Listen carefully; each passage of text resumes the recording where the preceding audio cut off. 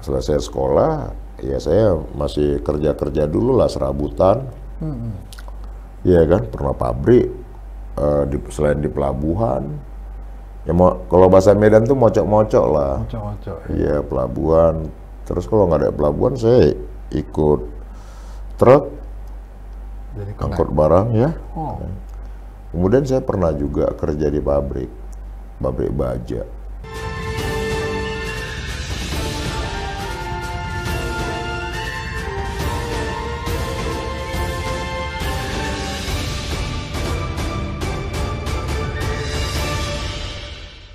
Sahabat Monitor Indonesia Podcast, tema kita hari ini lebih dekat dengan politisi Senayan. Anda tentu mengenal tamu yang sudah kami undang di studio.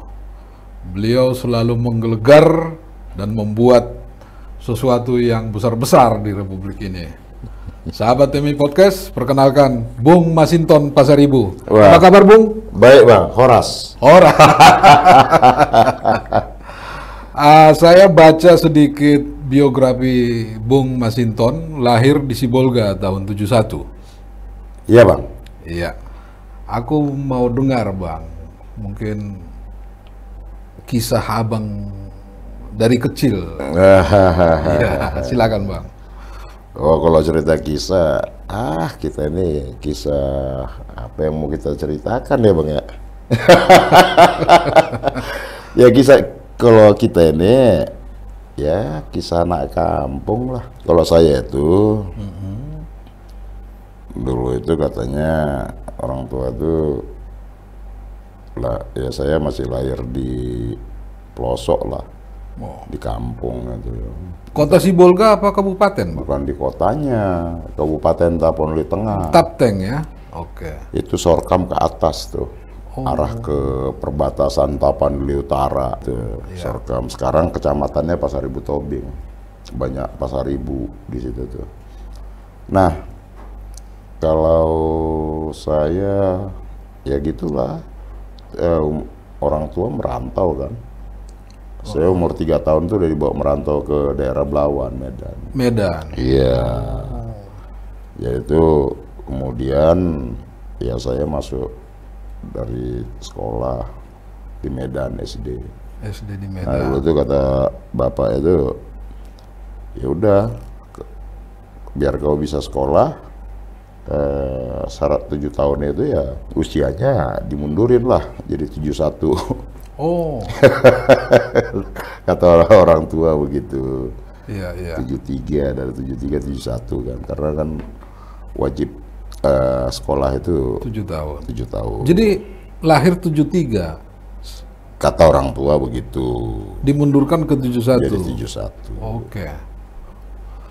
Biar bisa memenuhi syarat Untuk masuk SD. masuk SD. Iya, iya. Nah, kemudian ya lingkungan aku itu ya di Medan itu Bang, daerah Belawan lah, Labuan Deli persis ya. Oke. Labuan Deli itu ya salah satu wilayah apalah dulu tuh, apa tuh, konon dulu itu ya Sungai Deli ya, wilayah perdagangan apa itu ya dari Sungai Deli itu kan ke Medan itu. Iya. Ya kan, dari laut gitu kan, dari Selat Malaka itu kan. Oke. Nah, maka lingkungan saya itu Melayu, Jawa, Minang, Aceh, ya Batak, Cenas, ya kan? Kan banyak multi etnik kalau di Medan itu Bang. Iya, iya. Dan kemudian lingkungan di tempat saya itu rata-rata tuh pekerja informal. Oke. Ya orang tua saya juga usahanya ya biasalah, usaha kecil. Swasta. Bang. Kalau bahasa di apa itu di Medan itu orang tua itu ya merengge-rengge lah, Rengge-rengge ya. kepajak-pajak gitu loh Bang. Oke. Ya, Jadi SMP, SMA di Belawan, Bang? SD, SMP, SMA saya Belawan. Belawan ya. Saya baca Abang pernah jadi buruh lepas di pelabuhan gitu. Iya, jadi karena kehidupan kan Bang ya. Iya. Jadi ya kalau saya ya udah tertempa keadaan lah. Keadaan orang tua kan kita harus bantu orang tua. Oke. umpama orang tua ada tuh tanah kosong, umpama ditanamin sayuran, ya kita ikut nyiram-nyiram, ikut ngurusin tanamannya. Berapa Dia bersaudara, Bang? sekolah juga. Saya anak paling besar, 7 bersaudara. 7 bersaudara.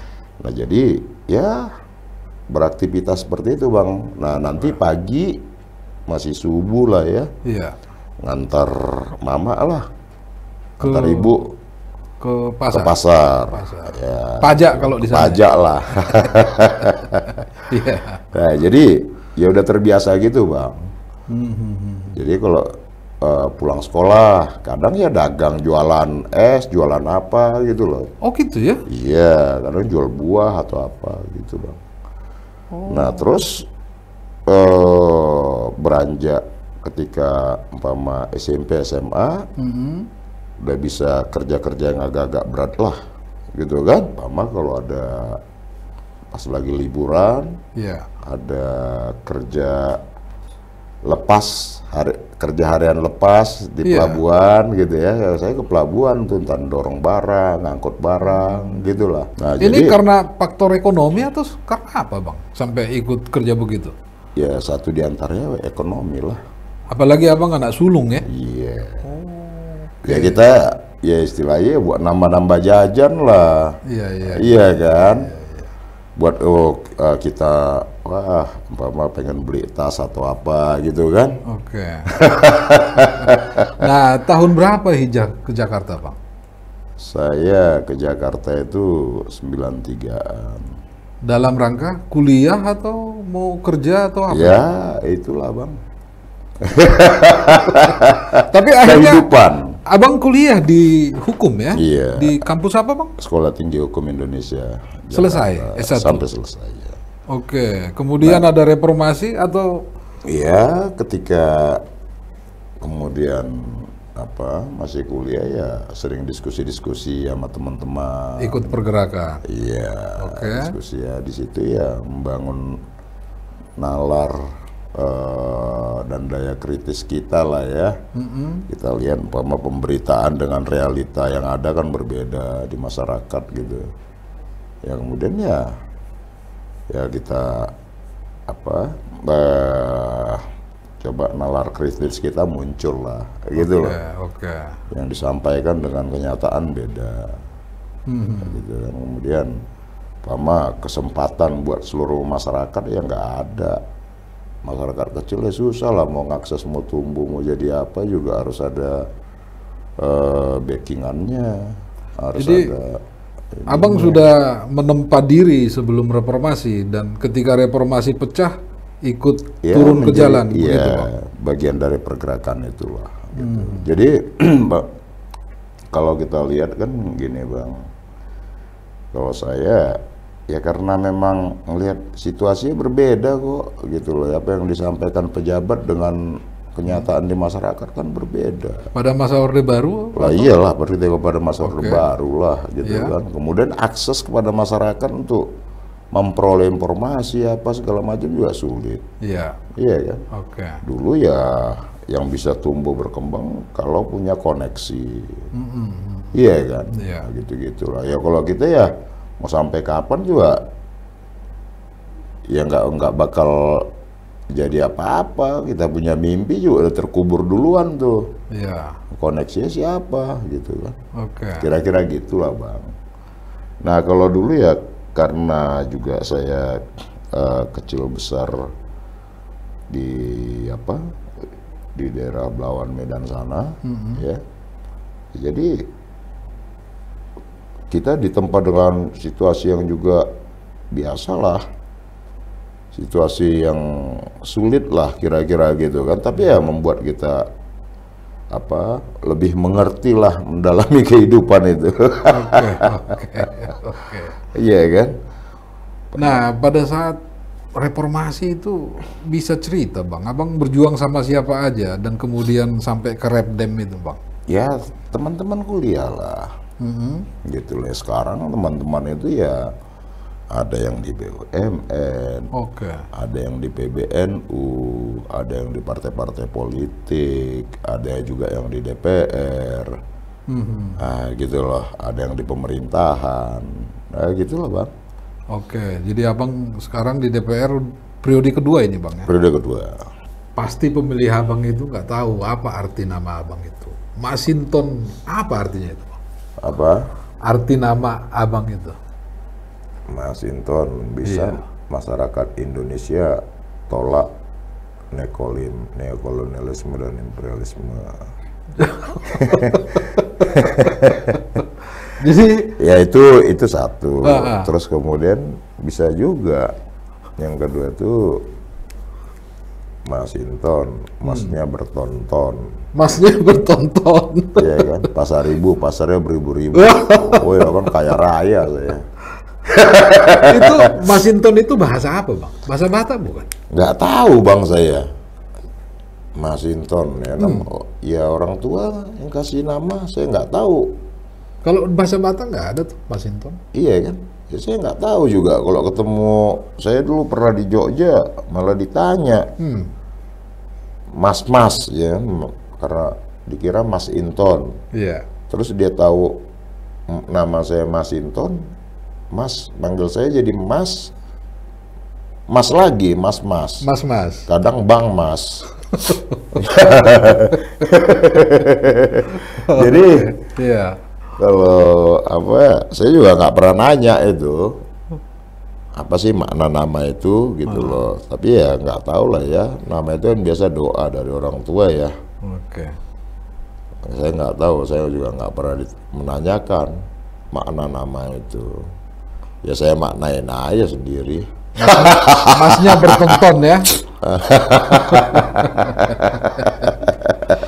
Ngomong-ngomong, orang tua masih sehat bang? Tinggal ibu bang, almarhum bapak saya udah almarhum. Nah ibu saya ya udah tua juga lah, udah ya kondisinya nggak begitu. Kadang diajak ngobrol juga dia balik nanya, ini siapa sih gitu kan. Mulai pikun maksudnya bang? Iya kadang apa begitu mesti kita inilah ya, namanya udah tua bang. Ya juga mungkin dulu lagi mudanya kerja serabutan, banting tulang lah kira-kira gitu ya, itulah pengorbanan orang tua bang. Kalau ayah anda masih sempat melihat abang dilantik di? Enggak bang, orang tua saya wafat itu di Lampung, Bandar Jaya. Jadi umur 3 tahun saya dibawa udah merantau ya dari Tapanuli Tengah sana ke Belawan ke Medan. Iya. Nah saya sampai SMA orang tua udah pindah ke Lampung. Ya itulah kehidupan. Kan gitu bang. Nah saya menyelesaikan sekolah di Medan, orang tua udah pindah ke Lampung. Nah kemudian saya selesai sekolah, ya saya masih kerja dulu lah serabutan. Iya kan, pernah pabrik, selain di pelabuhan. Ya kalau bahasa Medan tuh mocok-mocok lah. Mocok-mocok. Iya pelabuhan. Terus kalau nggak ada pelabuhan saya ikut truk, angkut barang ya. Kemudian saya pernah juga kerja di pabrik baja. 6 bulan diberhentiin. Kenapa bang? Hah? Kenapa diberhenti? Tahu gara-gara protes. Oh, Iya cuma nanya doang diberhentiin kita. jadi waktu kerja aja udah tukang protes bang ya? Ya, kita tanya kan ada aturan kan. Iya. Nah ada ya gitulah. Nah jadi ya udah kalau saya pada saat kerja itu apa ya saya kerjain bang. Tapi yang jadi prinsip dalam ini saya kerja itu ya karena kehidupan. Iya kan, karena kehidupan. Tapi saya menyadarin kerja itu bukan tujuan. Bukan tujuan hidup saya, kira-kira gitulah.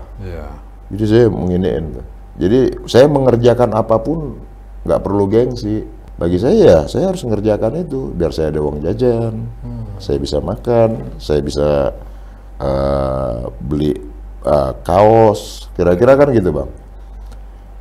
Tapi saya memahami, loh ngapain, masa sih tujuan hidup saya jadi kerja begini? Ya, jadi saya punya kesadaran itu. Tapi saya harus melakukan kerja itu untuk bertahan hidup. Begitupun ketika saya di Jakarta.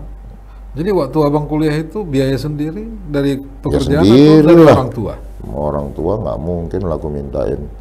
Gitu ya. Iyalah, ya kasihan lah, ya nggak bakal ada juga kan, saya tahu kondisi orang tua. Nah, kalau kondisinya seperti itu, abang waktu kampanye itu pakai modal apa, bang? Oh, kalau itu udah berbeda lagi bang. Kalau situasi waktu kampanye ya saya, ya apa yang ada rezeki dikit-dikit saya kumpulin, gitu aja. Terus dulu saya juga ya sempat nguli-nguli juga di Tanah Abang, almarhum Haji Lulung. Nah, itu temen nongkrong lah dulu di Tanah Abang. Cuman beliau lebih senior lah, beliau kan putra asli Tanah Abang. Ya. Kita kan pendatang, tapi beliau memang cengli lah orangnya, kalau bahasa ininya kan, ngayomin lah siapapun. Kalau dunia di jalanan itu kan enak bang, yang penting nggak saling ganggu lapa. Iya. Lebih fair dia. Tapi kalau ada yang nggak kalau ganggu lapa ya bisa fatal juga gitu kan. Nah, karena urusan udah kampung tengah, urusan perut kan, apapun dipertahankan pasti kan gitu. Oke. Jadi kalau dunia jalanan itu ya lebih cengli lah. Sempat di Ya berarti Tanah Abang dulu ya, namanya kehidupan bang. Bagi saya harus mengerjakan apapun. Maksudnya tuh pekerjaan yang inilah ya, yang memang layak kita kerjakan lah ya, bukan yang melanggar hukum gitu. Nah artinya saya nggak pernah gengsian, mau jual beli barang apa gitu ya, atau kita mau ya ngangkut barang, bagi saya no problem. Ya dan kita harus lakukan itu. Yang penting kan bisa bertahan hidup, dan kita punya tujuan. Karena maksud saya itu ya saya harus lakukan itu karena saya punya tujuan. Untuk mencapai tujuan itu dilakukan. Iya, dan itu harus kita lakukan. Dan saya nggak boleh stuck di sini gitu loh. Nah, gitu bang. Jadi terhadap anak-anak muda sekarang umpamanya, jangan gengsi untuk kerja. Apa aja yang penting tidak melanggar melanggar hukum gitu ya, tidak melanggar norma-norma kepatutan dalam masyarakat. Kerjakan aja. Mau ngumpulin sampah apa bisa didaur ulang jadi duit, lakukan.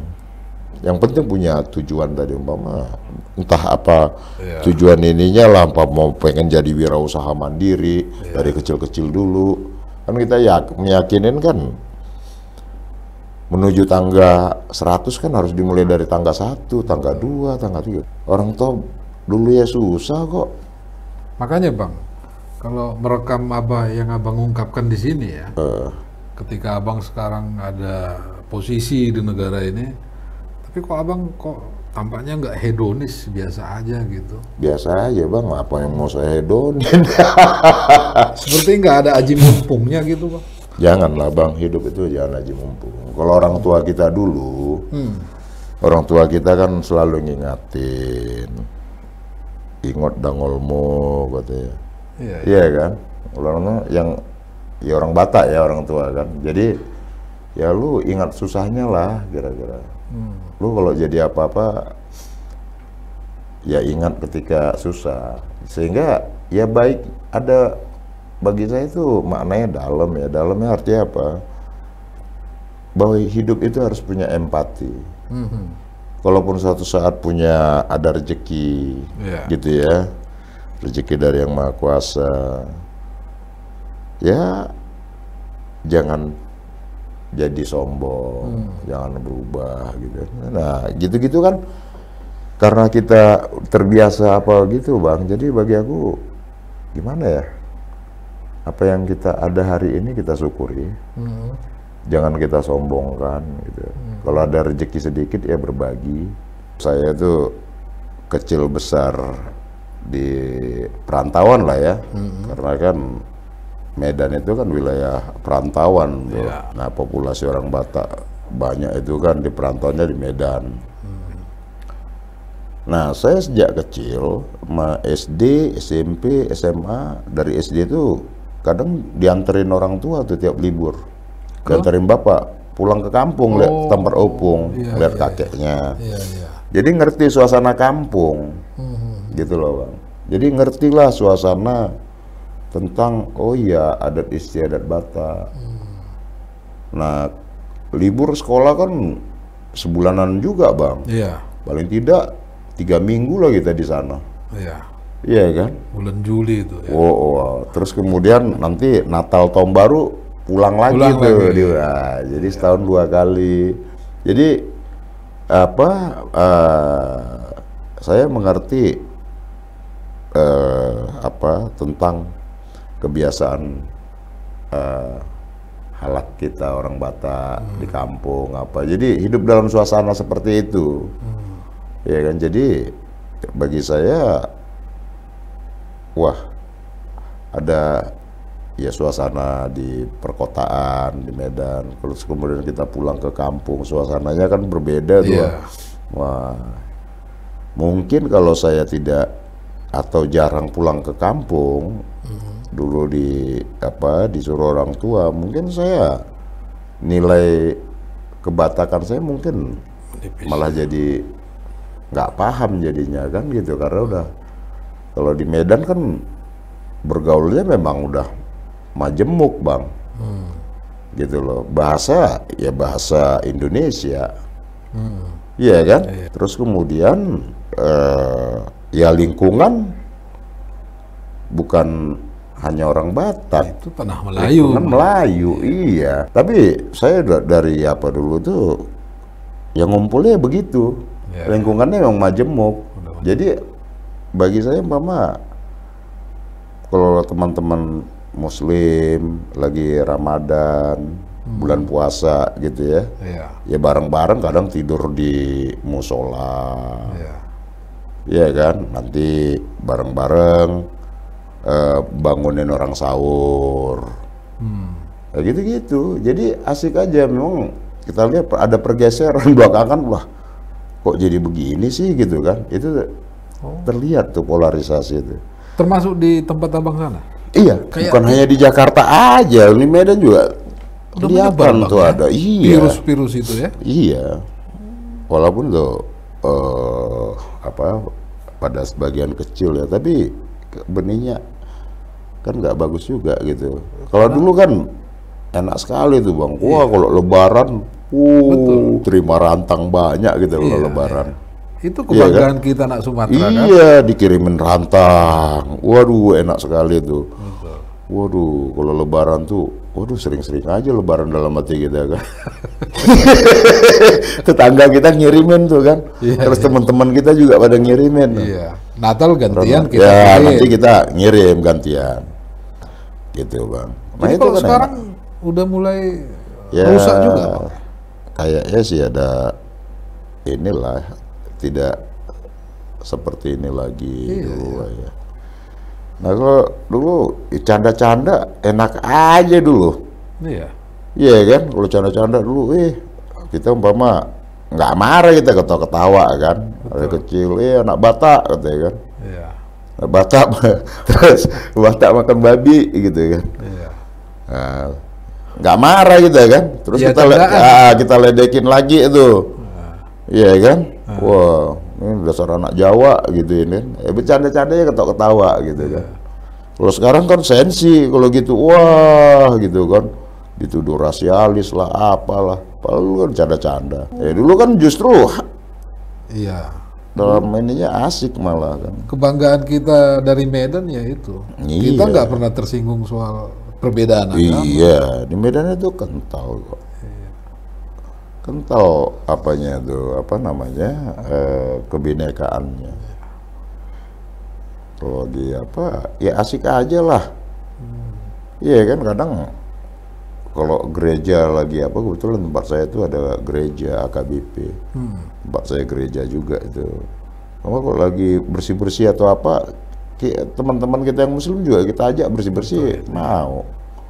Sebaliknya kita juga di masjid atau musola ada yang harus kita bersih-bersihin, kita diajak, ada waktu juga kita mau. Gotong royong, ketawa-ketawa malah.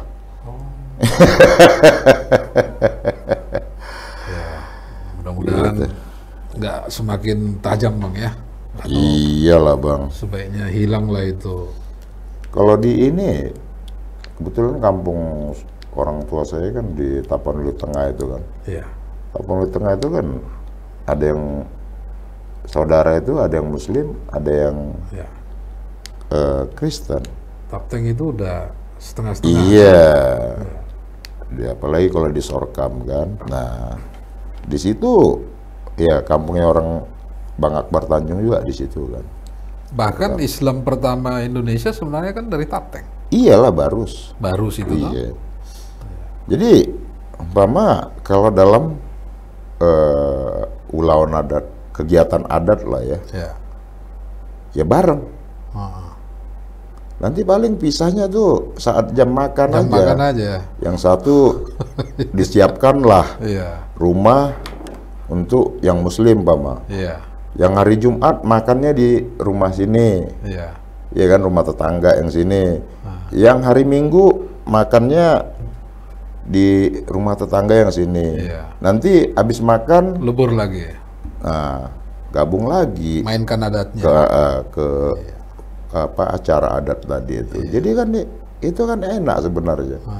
Jam makan pisah karena memang saling menghormati kan. Ketika dalam acara yang sama, adat yang sama ya sama. Ya harusnya memang begitu, Bang. Itulah indahnya. Iya, nggak perlu dipertentangkan. Itulah hebatnya dulu Bung Karno dan teman-teman para pendiri bangsa ini dulu kan. Berpikir jauh ke depan ketika merumuskan dasar negara ini. Iya, maka Pancasila itu sebagai dasar perekatnya. Oke Bang, bisa dimanfaatkan Bang forum ini untuk Abang menyampaikan pesan Abang kepada konstituen atau kepada kader partai Abang sebagai politisi Senayan. Ayo Bang, silakan. Ya, kalau kepada konstituen atau masyarakat Jakarta lah ya. Ya, Jakarta ini sebagai kota yang sangat majemuk, sangat plural katanya kan. Ya, mari kita jaga kemajemukan ini menjadi sebuah kebersamaan kita, ya, menjalankan aktivitas sehari-hari. Kemajemukan ini tidak perlu dipertentangkan, bahwa perbedaan itu ya harus dihormati dan tetap dengan spirit kebersamaan atau persatuan tadi. Nah, kemudian kalau saya sebagai kader PDI Perjuangan ya tetap tegak lurus dengan keputusan partai Merdeka. Oke. Baik. Terima kasih banyak Bung Masinton. Ya, terima kasih Bang. Ya, salam sehat. Sehat selalu, sukses selalu buat Monitor Indonesia. .com. Terima kasih. Sampai jumpa teman-teman Monitor Indonesia Podcast. Merdeka. Merdeka.